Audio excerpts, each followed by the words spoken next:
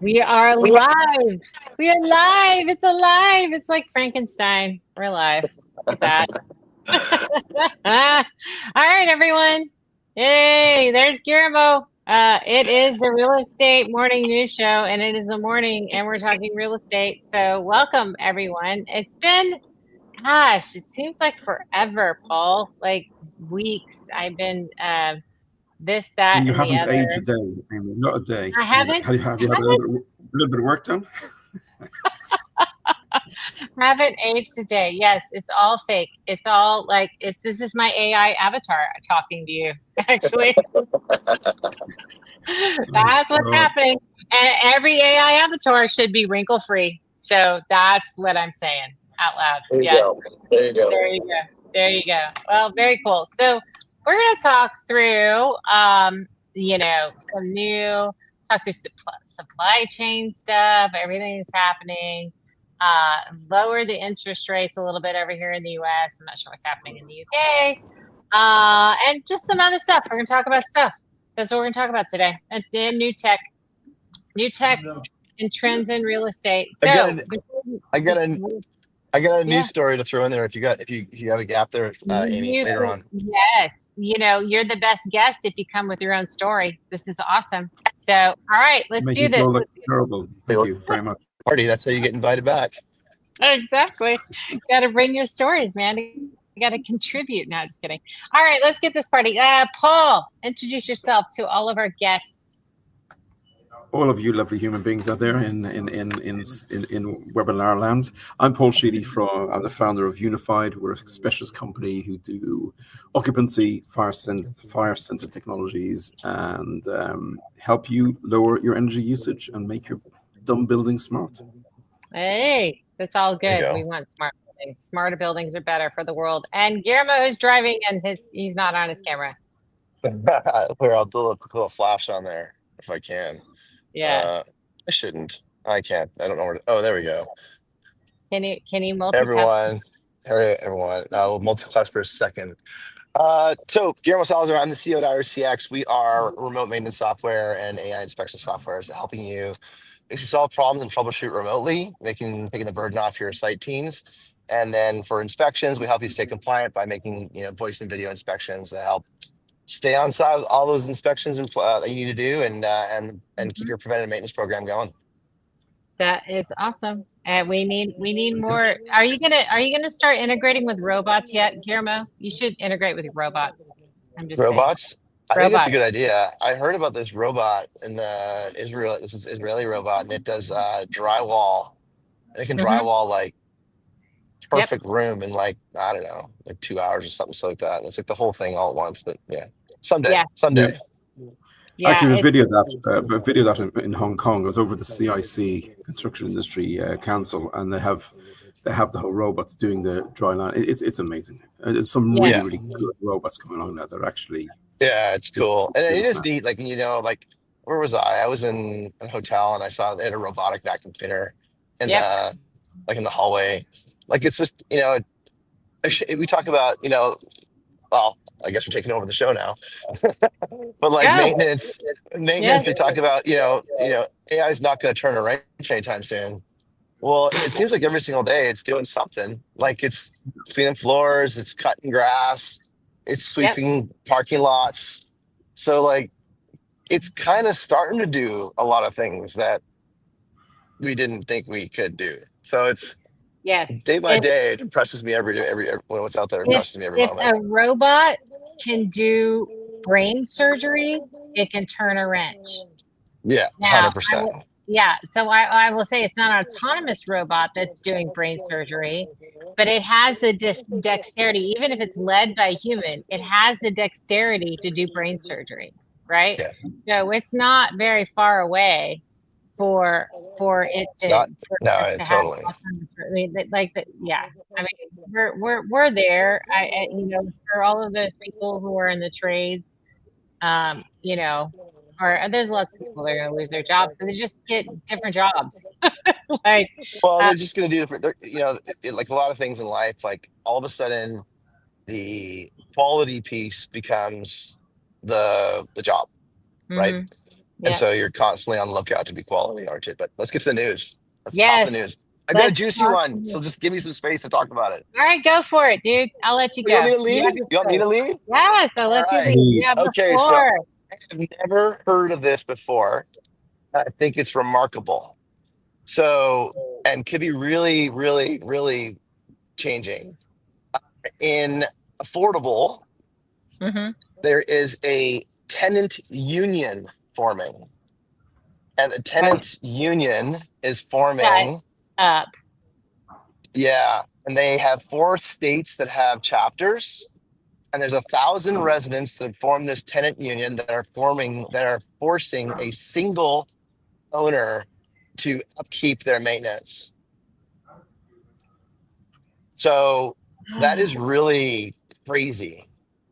That is super crazy. I don't know how well, look, it's probably the Teamsters and they'll unionize anybody. Just saying. Exactly. So it's the same groups that are organizing with like pilots and like Uber drivers and all that kind of like folks.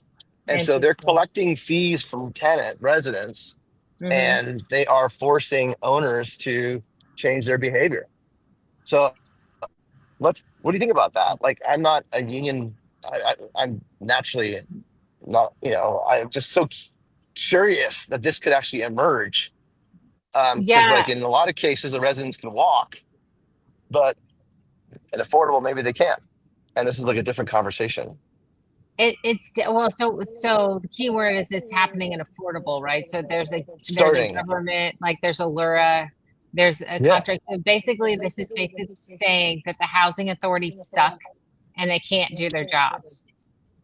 Basically, is Yeah. what it's saying. Well, Yeah. I mean, it's and they're organizing. So I Yeah. mean, Yeah.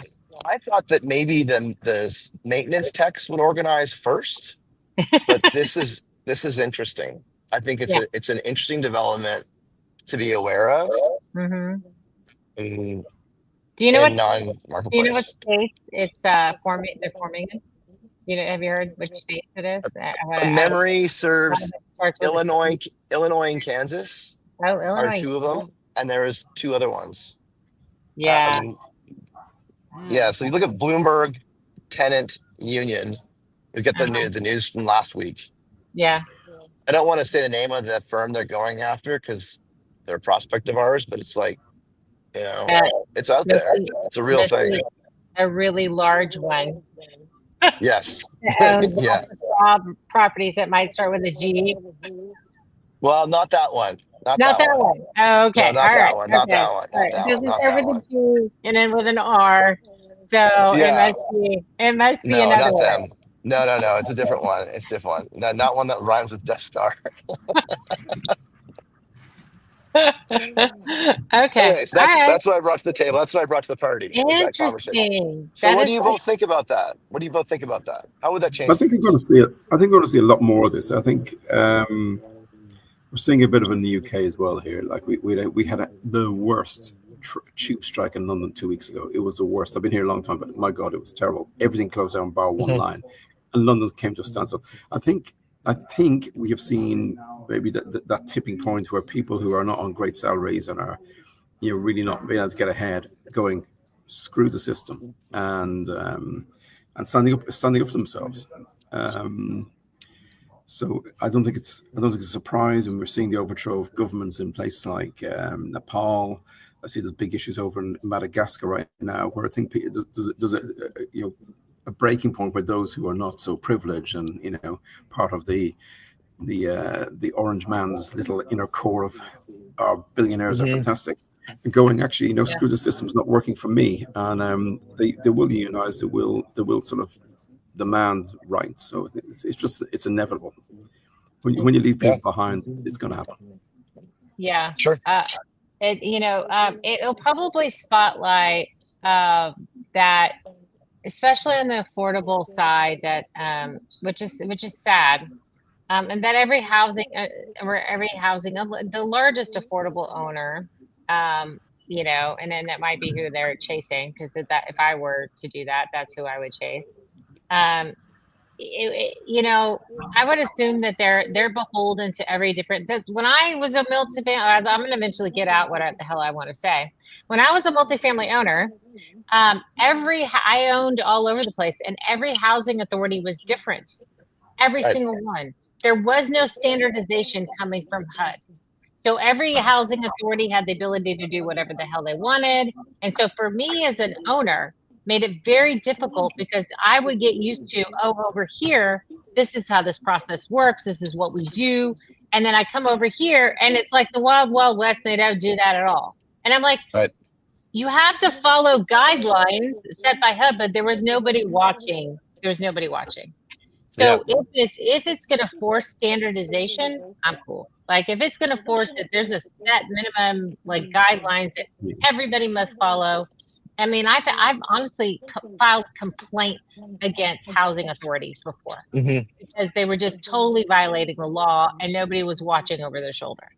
So it is interesting to double click on it, right? Because the things they're trying to start with is a tenant bill of rights.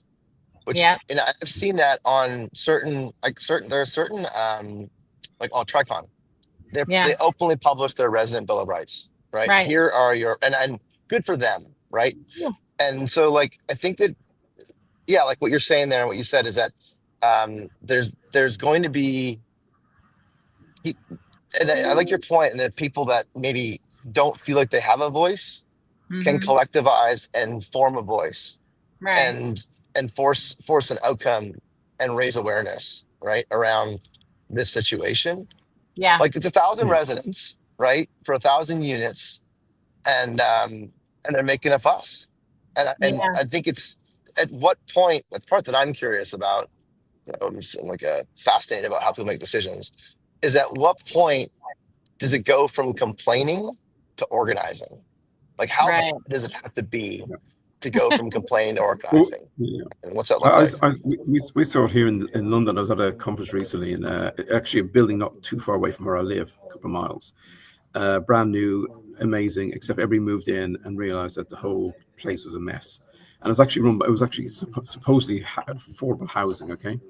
But it was run so badly, and they did exactly that. They all grouped together and they basically gave what they felt was reasonable demands on time to fix certain things. They didn't do it, and they also said, well, together, each and every one of us will just stop paying rent from, the 1st of May unless you have these things done. And of course, if 1,000 people in that block, everybody is not going to pay your rent on the 1st of May, you're going to have a massive issue in your hands. And suddenly, the dynamic between what's going to cost you to fix this thing and keep these people happy and zero rent coming in and trying to bring legal cases against 1,000 people is not going to work in the courts, because the courts are going to go, well, 1,000 people have said to you that these things are an issue. I think you're going to see more of this. It's very easy with social media now and WhatsApp groups and all the rest to say, look, this is what we're going to do. Get someone who's got a point and can get through the message to everyone, and that's going to happen more. It's going to happen a lot more. Yeah. And I mean, actually, one of the other things I saw, one of the other things we had recently happen here, I was with a woman called Dame Judah Hackett. She's the woman in charge of the Grenfell inquiry, and she's not popular with the builders here in the UK anymore. They hate her because she's brought in this Gateway 1, Gateway 2, Gateway 3. So Gateway 1 is when you first set your plans out to get built, so a high-rise building, and then you're building it. What's happening then, and then the sign off for people to move in. She has a Gateway 3. She's buildings that have 20-story buildings that have pumps that will not push water above the 12th floor. And she's been pillared by this. And she said, how am I supposed to sign off a building that for 8 floors has got no water in the sprinkler system? And this is stuff that was identified before. They're just put in a cheaper pump system to save money, which isn't going to do it. But what shocked me is that of all the high-rise applications going in right now, 69% are rejected on fire compliance. And I just think, how do you get to 2025 and your architects are still, all these years after Grenfell happens, not even complying with fire regulations, 8 years later? How do they pass inspection? Like, how do they get through? That's the inspector's fault. This is on drawing. These are the drawing plans. The drawing plans don't even pass fire regulations. On the drawing plan. Like, how in 2025 do you design buildings and have 69% rejected? It's crazy. that just wastes. Well, first of all, that just wastes the whole system. Like this, if you're submitting plans that don't even meet code, all you're doing is bogging down the cycle time for everybody who has submitted plans that do meet code. That kind of gets into the topic around this construction permitting technologies and the new ones that are kind of coming out. And there was an article that LA and Austin, my lovely town of Austin, Texas, and somewhere I think in Hawaii, have used this company called Archistar, and they're using AI to kind of do plan review, like do the first pass, which is great. So, which is where we should be doing. Like we should be using AI for really cool things. But for the people, like what I would like for yours is like have them before it even gets submitted for somebody to review it. There needs to be a quality check or something, right? That is where, and I met a startup at Blueprint that kind of does this, where they, for the builder, they'll do like that pre-submittal kind of verification, like, hey, these might be issues for you before they submit, which is really, really cool. It's really cool. But I think that's where we need to end up going because, I mean, permitting takes too long anyway, much less like 69% of them don't even meet code. That's like crazy town. And is it like glaringly things or just little ticky tack things? Or are they just saying 69% fail? I don't know the detail, honestly. I don't know the detail. I'm not going to comment that. But the fact is, I just think in this day and age, how with all the advances we have, can you getting that? You know, I was expecting the other way around. That 31% fail. No, it's 69% fail. So it's bonkers. But the thing is, what I like about this woman, she's got gravity, and she doesn't care. She's not give a damn how much the construction industry berate her. She's a moral compass that says, sorry, but you guys are no longer going to build buildings that are unsafe, and that's it. And if I put half of you out of business, I put half of you out of business. I don't give a damn. Yeah. Which is what we need. We've got to raise the standards much higher. Yeah. I think it forces the issue, right, around if somebody's got to draw a line in the sand. And I think we deal with, I don't know, have y'all noticed this? If we deal with more and more like longer cycles, I think there's this, because AI is out there now and it's starting to solve some problems, there's like this general like lack of patience on everything else, because why isn't AI doing this? Is that like the sentiment that you're hearing, like around everything? Why isn't AI fixing this? Why isn't AI fixing that? Why isn't AI doing this? And I think that's kind of prevalent. I mean, that was, and everything. Like, why don't we have AI doing it? Like, there's like a just general sense that I'm hearing all the time is like, why do I have to put up with this? And that temperament, which is great because then that'll probably move the industry forward. But it's not, there's this like angst in the world that AI isn't fixing everybody's problems yet. Am I wrong? You're not wrong. I think a lot of this is culture. I think a lot of the problem is we have, it's not really bad saying this. Oh God, we're on live. Right, okay.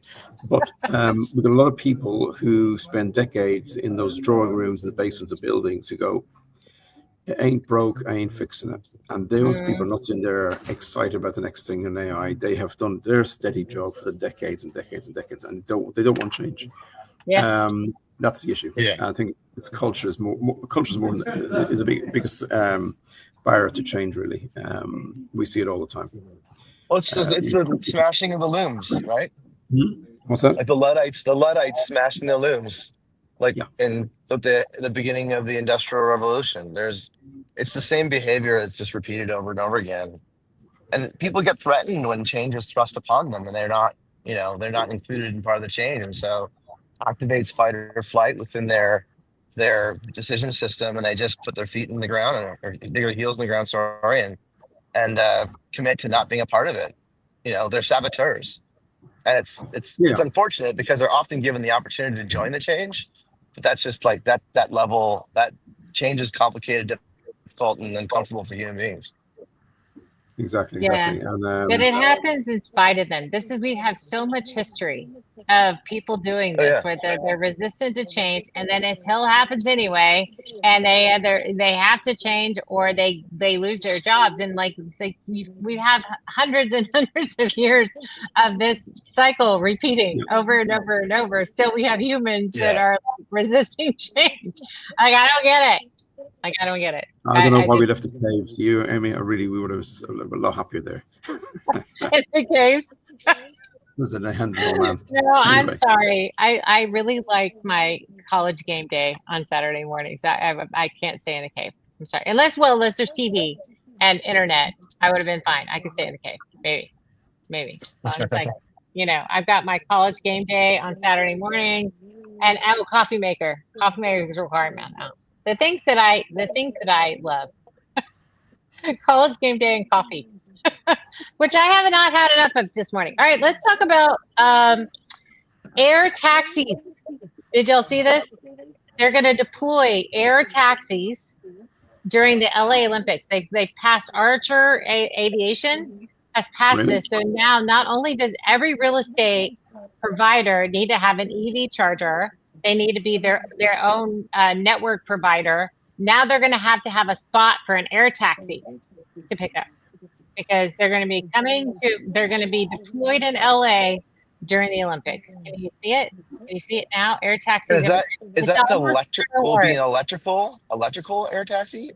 Electric air taxi, or is it a gas powered air taxi? Oh, I have no idea how they're going to fly them around. But they're piloted now, but they can do autonomous ones. Where it's like Star Wars, man. You get in and it flies by itself to wherever your location is. Like it's like a Waymo on crack. They're gonna go in the air. They're gonna go in the air, and they can fly. No joke. I think it's up to 120 miles an hour, and they're gonna go about 1,500 feet. And so, yeah, which is crazy. So yeah, the real estate owners are now gonna have to figure out their parking because we're gonna have air taxis flying all over. They're gonna have to all have helipads or air taxi pads. Is this just a gimmick for the Olympics, or is it actually going to be there afterwards? I don't know. I'm assuming they'll keep it afterwards. I mean, that would make sense. But when I was at Blueprint, there was one of the problems that they're solving with the EVs now, and there's a really cool startup, and Ben Seidel's a former PropTech founder, but he started a thing called AutoLane, and an ingenious idea. So the autonomous vehicles can drive, they can figure it out, but they have the hell of a time trying to figure out where to drop off people and pick up people. And so they'll just randomly drop people in the middle parking lots because they're there. Yeah. I had one try to drop me in the middle of the street because it couldn't technically go into a school parking lot. So it said, get out. No joke. I'm not joking here. So I was just like, why did you pick up the ride then if you couldn't drop me at a school? And so they are solving that problem with geo-targeted like little poles saying, and so that gives the real estate owner say, okay, all the EVs must drop here. And then they can build a queue, and it's really cool. So they have so that the Tesla taxis and the Waymos can know exactly where to go and drop off. So they're not dependent upon an address. Well, I thought, that's pretty cool. That's pretty smart. So don't you want to meet that salesperson? Which salesperson? That's what impresses me more than anything else. Yeah. That someone's, irrespective of the plausibility of that, I want to be that salesperson because that's a person that knows how to sell. What do you mean, the air taxis or just everything, the whole concept of it all. Like, there's a person out there that managed to convince somebody in a municipal organization that this is a brilliant idea. And they bought it. Yes. In the air. Like, I just think that's like, so, maybe like respect the player, not the game, but like, holy cow, that's outstanding. I know. And so as long as they avoid the airport, right? So we don't have an incident with the helicopter with the plane. But or Kobe, like hitting the wall of cliff. Like, exactly. The interesting thing though is that you bring up there is that what I find interesting, or the chink in that story that I find interesting, is that solving a multifamily resident problem, or is that solving a tourist problem? Because like if you're telling multifamily managers and operators they got to have a spot for that air taxi, that sounds like you're solving a multifamily problem. And are those the people that are having a problem getting around to the events at the LA Games, or is it tourists and hotels? That's the part that I find this. I feel that there's something that hasn't been thought through entirely yet. Well, anytime when you have like increased traffic, then everybody can't get around, right? And so, do we think the air taxis stay? I don't know. I think if you get somebody to adopt a technology, it kind of becomes sticky. So maybe it does stay. Maybe they're using the Olympics as a kind of use case, right? And then people get in them and they start using them, and it becomes sticky. This is like in 3 years. Yes, we're gonna have flying cars. We're gonna have flying cars transporting people around in 3 years. Who's ensuring that? I don't know. Like it's not State Farm, because they won't insure a building in California. So I want to know who's selling that policy too. I gotta meet those two people. Who sold that? I know. You just gotta give them their props, right? Like, good on you, man. Like, you sold this to the city of Los Angeles. I mean, I don't know who sold them that, but that was one of the news stories. So, but thinking about the cool thing about whether it's an air taxi that's autonomously flown or a car that's autonomously driven, changing how we think about transportation and how people like interact with, like, it's going to impact parking requirements. People might not own cars anymore.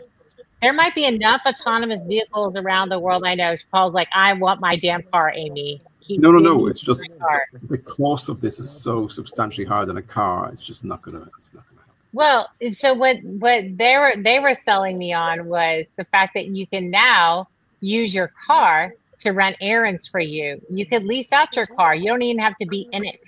You could just say, here, use my car, and they turn into personal Waymos for people. It could go to, what they're doing is, because their system allows you to do deliveries, and in the back it has a cold box and a hot box. It can go pick up food for you. Send it to go to the pharmacy. Pick up your dry cleaning. It could run, your car can become your personal assistant, basically. Yeah, I've seen it in Shanghai. I've seen this in Shanghai.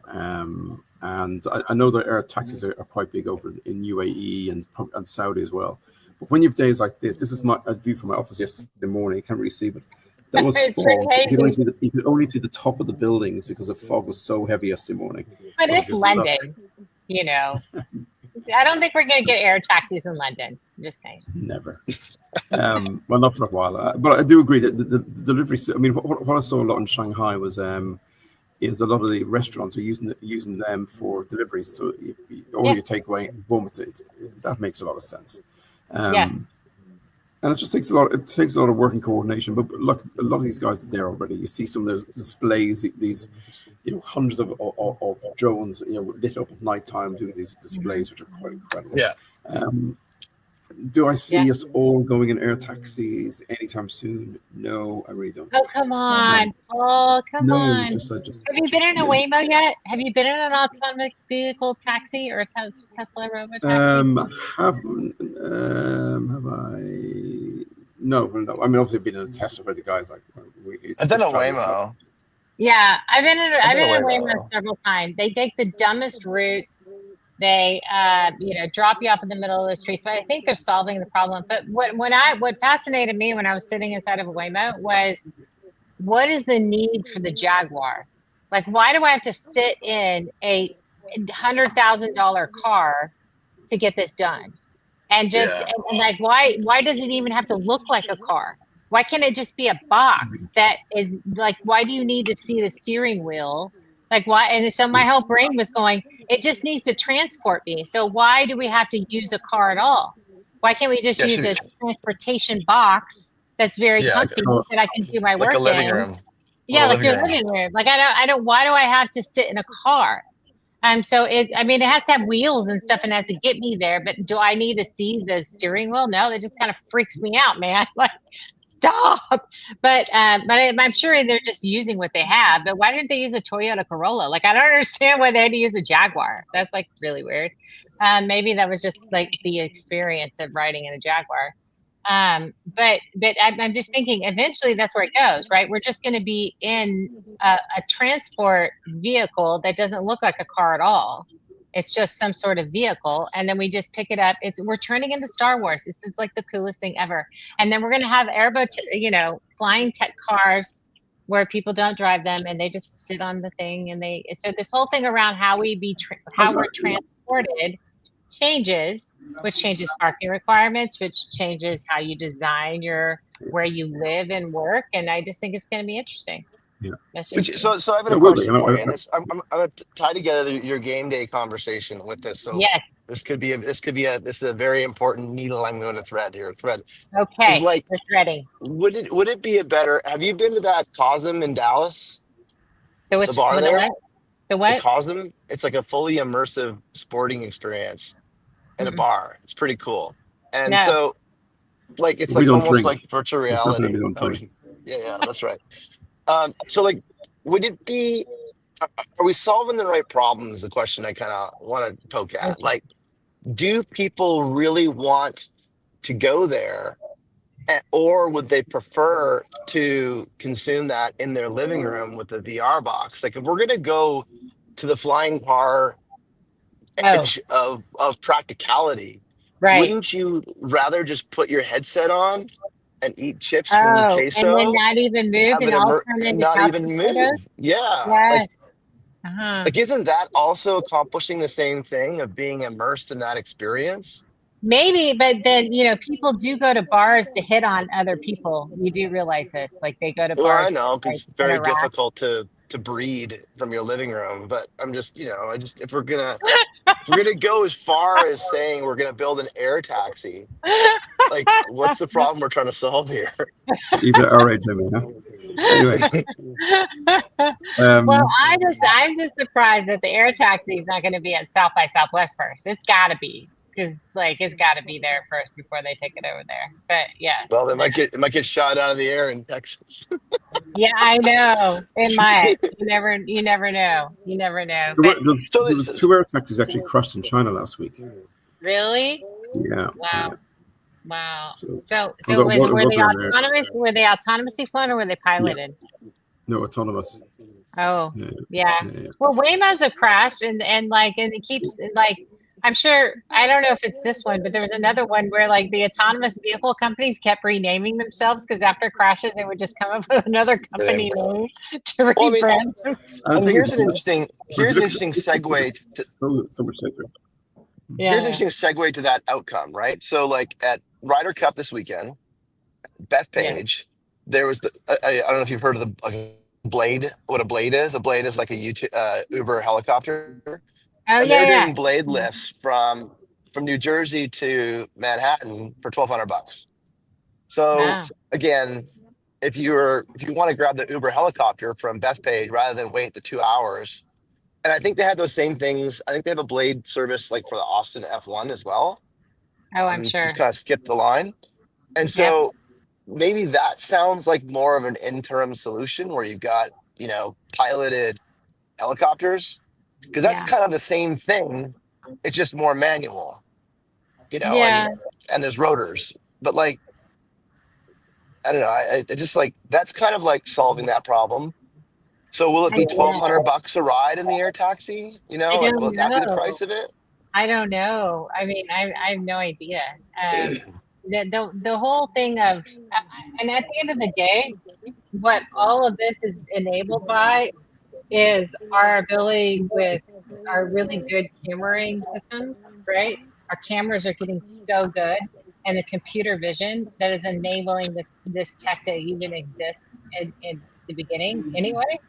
But so the ability, I really want to see kind of where that goes and how the AI gets better at recognizing situations to handle these AV things. But I mean, nobody needed a PC And Steve Jobs gave us one, right? I mean, nobody needed an elegant whatever. Nobody needed an Apple Watch, but we got one, and now everybody loves it. So Yeah. you know what I mean? So sometimes we don't even know we have this, a problem until there's a fancy little gadget in front of our face. And they're like, oh yeah, Yeah. we totally had that problem. I have to have my Apple Watch now, right? I don't have one, but because I can't read it, my eyes are bad. Amy, I really have to apologize. I'm afraid I've got an American company who've turned up to see me early, and they're here waiting for me. They just tell them that you're talking to me, and they just got to knock it off. Like, if they do not Really, know, they're actually I'm even talking to more important than Amy you. I mean, also. it's hard to say those words, but they're actually more important than you.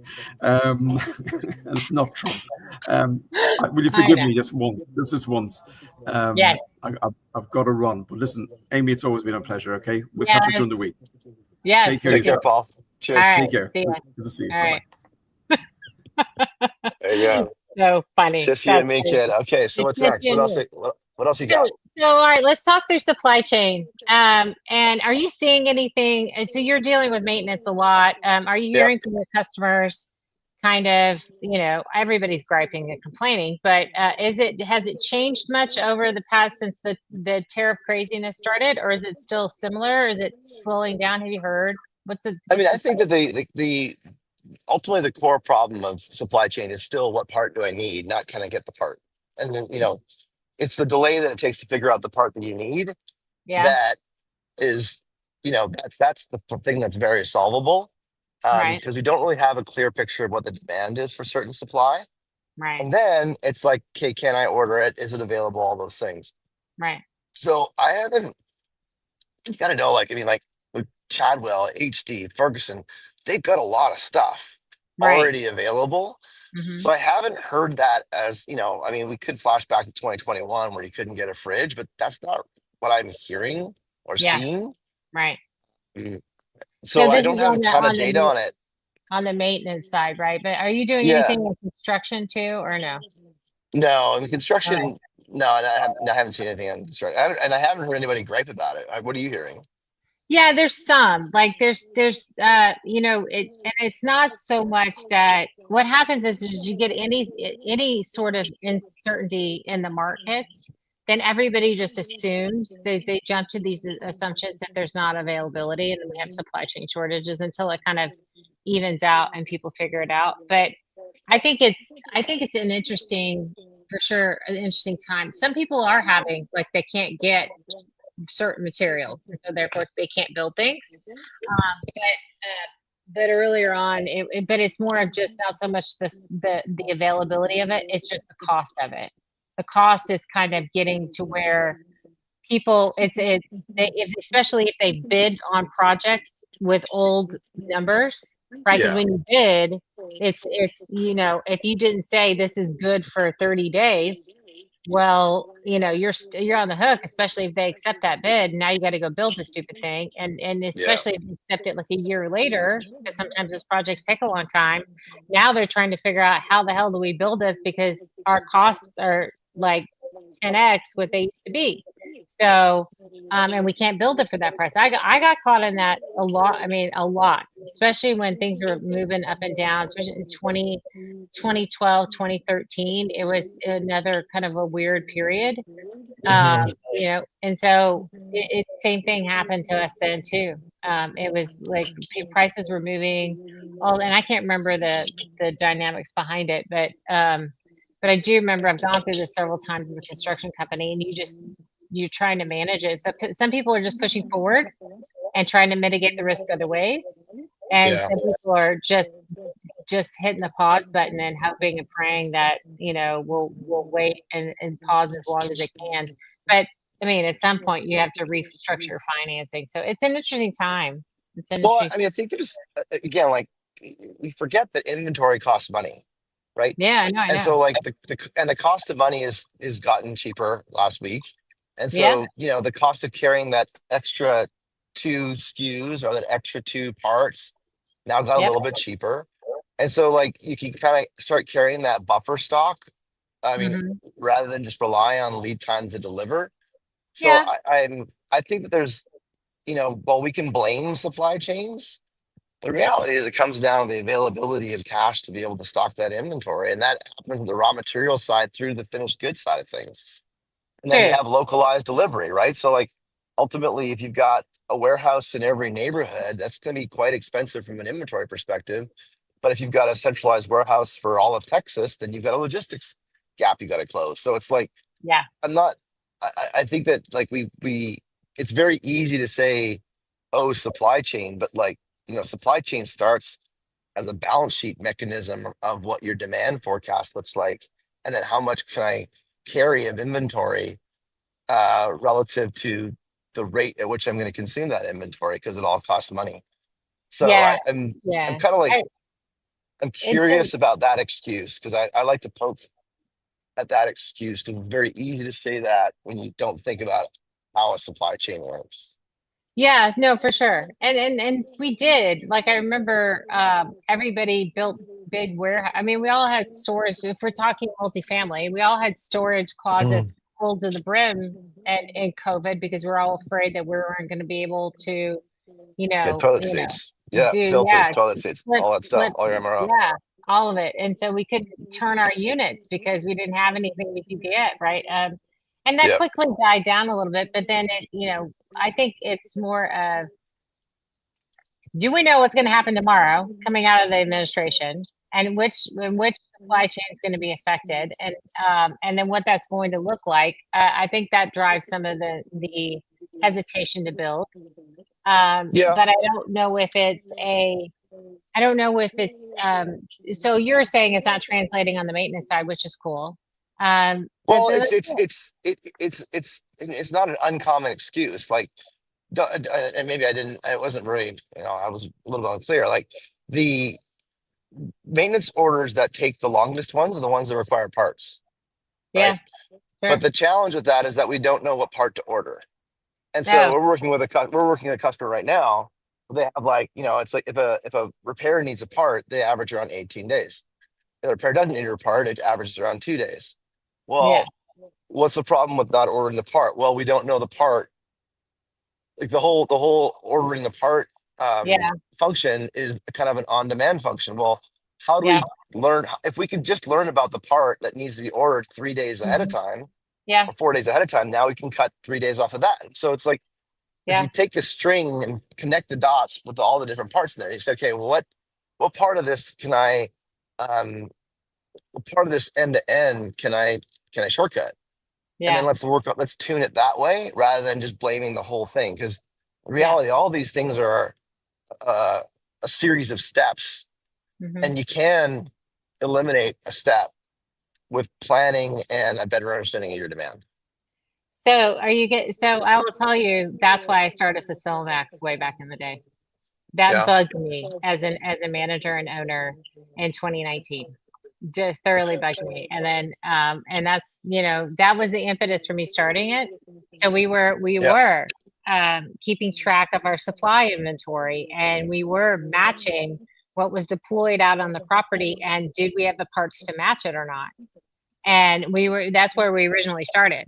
And then if we did, and then what we found was, like, no joke, Guillermo, 50% of our parts inventory did not match anything that was deployed on the property. Yep. And I so believe that. we purged a lot of that. And so we went through that exercise. It was super Mhm. painful, but it was super beneficial and saved us a lot of money. But I was chatting with that's where I I started was Facility chatting with back in the day. I was chatting with Moen last night, and they were talking about how like this is their B2B multifamily business unit, how like they're trying to solve that problem as well, where they're Mhm, stocking store like supply closets with faucets so that because like the the maintenance tech that gets called for a leaky faucet, mhm. they're they're kind of like incented to be urgent, right? And Right, so if they don't have that faucet, they're going to go to a Home Depot, right, Lowe's, whatever. And they're going right, to pick, and they're going to buy as though they would buy, right? And right, so that may be different than how the enterprise wants them to buy.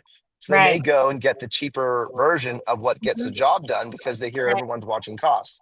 But the right, truth is that they prefer that they buy Moen so that they can stock it and be strategic about their parts inventory, right. their MRO.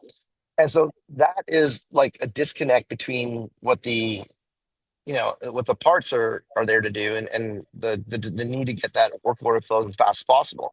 Yeah. So Moen, as a partner with their multifamily, they're looking to put parts in supply closets, right?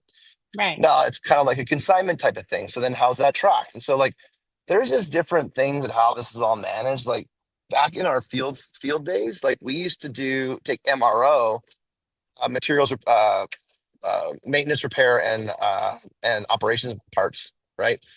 We put them in vending machines. And so you had it, and this is like 2015, 2010, right? We deployed vending machines and you swiped it, and then it would have a little coily queue, and the coily queue would drop the part out in a sealed packet, and you'd go off to do your job. And they did that not because they were trying to track. It wasn't the leakage of inventory. They wanted to make sure the priority number one is that I had the right parts available at that moment. Right. And so they're doing it more from an inventory management perspective, not from a cost leakage perspective, because no one's stealing off land or a nut or anything like that. So it is interesting. And I saw one of these things when I was in, where was that last week? I was in Austin. And I walked into a building and they had, this is in LA, in Irvine. And they had those vending machines, right? Yeah. So the vending machine, you could go get a Dyson vacuum, and you could go, take that out of the vending machine and go use that for your unit and then bring it back. And so there's just different ways of solving the problem when we stand back and go, what's the problem we really need to solve? Yeah, no, for sure. Right. Yeah. So yeah, that's what we did. So we 5S the maintenance house, and we had QR codes for everything. So if they took something out, they used their phone and they used the QR code. So then I knew something was deployed. And then we had, just like typical supply chain, we had minimum order stock, and then when it dipped below, it automatically, we had minimum order quantities of ordering, and then it just kept it, so we had it, right? Yeah. But that was painful to get there. Like it took well, it's interesting. See, like 5 months to get there. It was right. horrible. Look what Facilimax does, right? Right. And and look at preventative maintenance inspections. Right. If you don't do your PM work, and that can include like Facilimax does, or just a PM inspection, right, you're never going to be actually have an understanding of what your full demand is.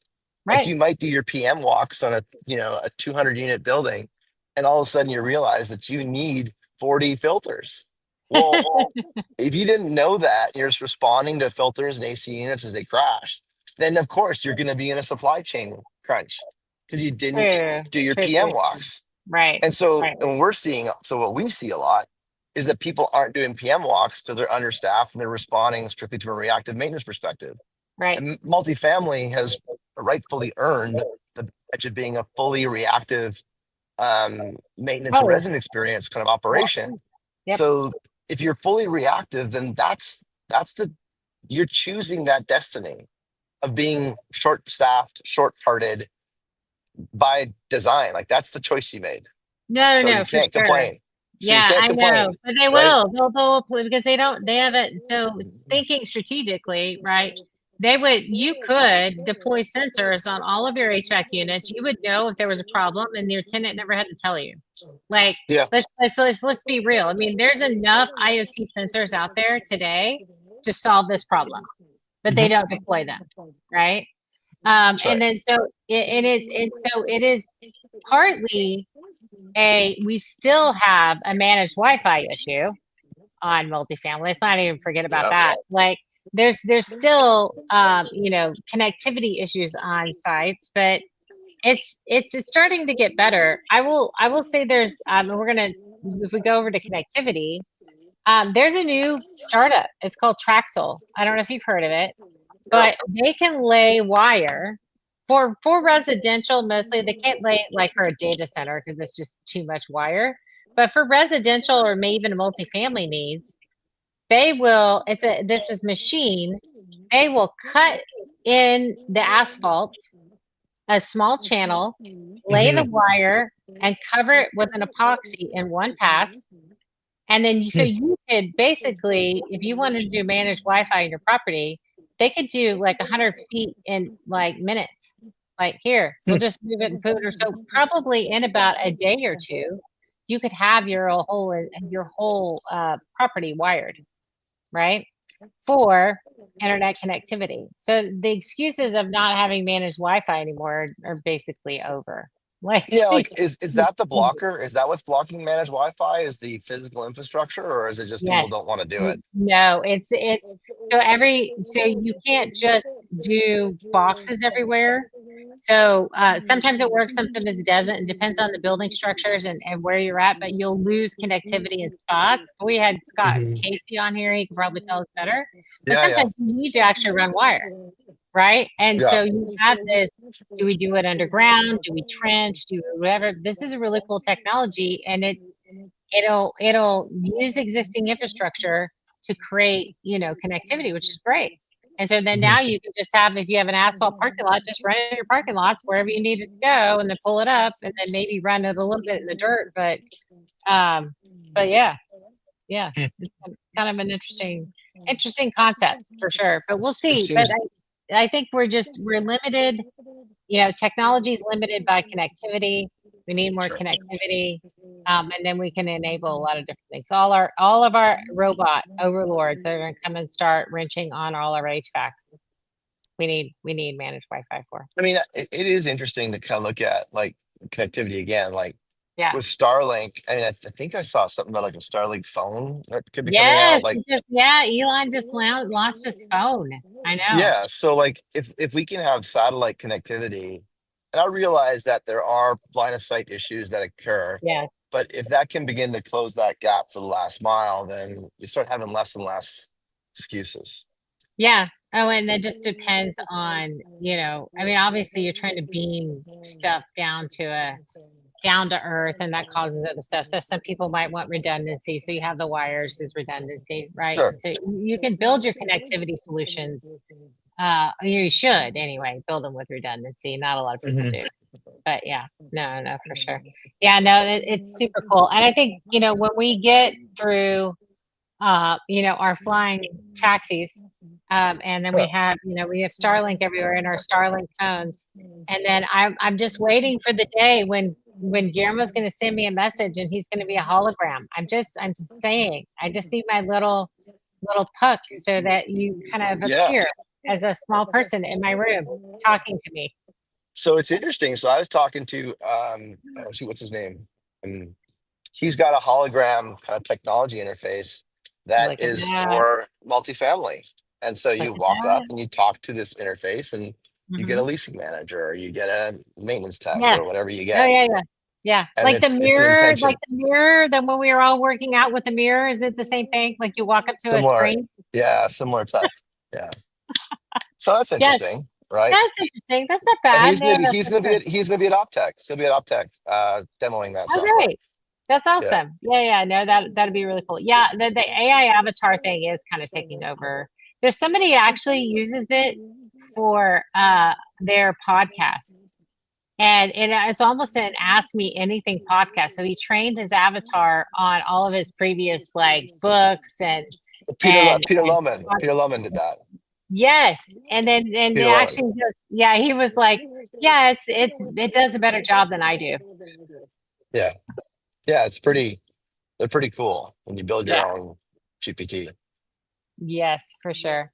All right. Well, thanks for coming on the show, man. We're at the top of the hour. Yeah, So, well, thank you very much. Guillermo, I'm rolling into San Antonio, so you no closed the gap for DXC? me nicely. It was. All right. So if somebody would like to use your fabulous software on their next multifamily or all of their portfolio, how they can get a hold of you. I mean, LinkedIn's the best way. So, I mean, a better way to characterize it is if you are suffering from delays in inspections, if you're suffering from delays in closing work orders, and if your residents are up in your kitchen about it, or maybe your people are giving you excuses because they don't have enough people, then shoot me a DM. Let's see if this is something that we can help you out with, and love to have a conversation. Even if you think it's a hunch, if it's a priority problem to solve, we'll help you out. And then how does someone get on your Getting to Hell Yes podcast? Yes. Shoot me a DM as well. So Getting to Hell Yeah. Yes is a lot of fun. Amy's been on twice, I think. I have. And what we talk about in Getting to Hell Yes is about, like we talked a lot about today. Why do people Yeah. change? Why do people buy? And Right. the conversation is really anchored in what is going on in someone's life that they decide to change. And then how do we as sellers seek to capture that audience and respond to the kind of like demand that they're putting out there, that I need to have this problem solved. So Yeah. this is what I described, Iris. If you've got a priority problem around, X, Y, and Z, and you're seeking alternatives that are consistently disappointing you, like hiring people, then or vending it out, or just the 1, 2, 3, 4, 5 steps it takes to do it. We talk about that problem. We talk about how different people are solving that problem in their sales function, their communication function, their marketing function, and ultimately their products, what the products do. Awesome. All right. Well, that's the show, man. We'll see y'all next All week. right. Thanks, Guillermo, for coming. Thanks, Be Amy. safe. Thanks We'll a see lot. you. Take care. All right. See you. Bye. Okay, bye.